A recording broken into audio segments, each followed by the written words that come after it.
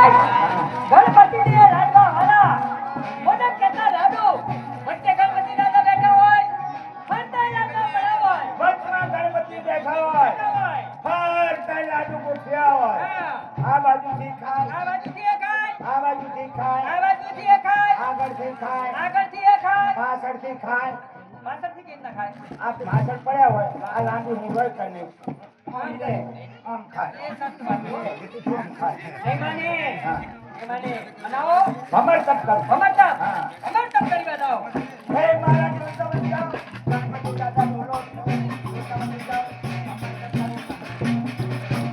અરે રવાજો બાજી ચાલો મટી જશે ભમરતપ કોને કરેલો લંકાપતિ રાજા રાવણે ઊંચા વાદે પગ સોપારી નીચે માથું હોય જેમ કુમારનો ટકરો ફરે ને ઘરર ઘરર ઘરર ઘરર એમ સવા 3 મહિના રાવણ ભર્યો તો એને ભમરતપ કહેવાય આ ઊંચા રાખો પગ પગ આ ન્યાચું રાખો માથું. હવડા ખાધેલું બધું ઓય આવે હા. અને ફર્સ્ટ લાઈન પાયરો ન્યાચું જાય એવું ગામ જતા રે ગામ હા. અને સમાન પ્રાણી આ ખનદાડા પૂછાયો તો ખબર પડે જંગ જતું કેવા હોય એટલે તો હુજે તનના આ પેલો ઠોકરના માથે આ પ્રેમાણી માતાજીની ભવાઈ ભવાઈ.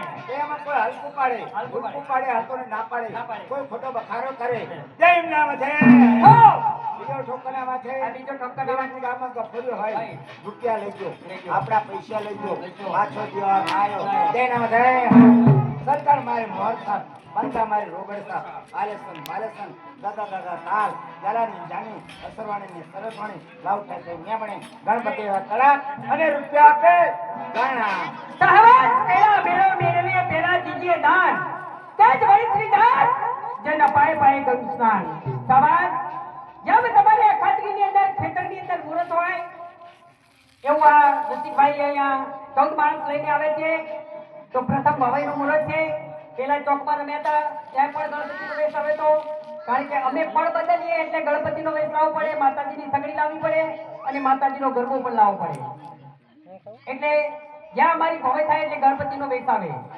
તો ફક્ત જે 5 જેવી ભક્તની જરૂર છે 101 રૂપિયાનું એક નામ એમાં 5 નામ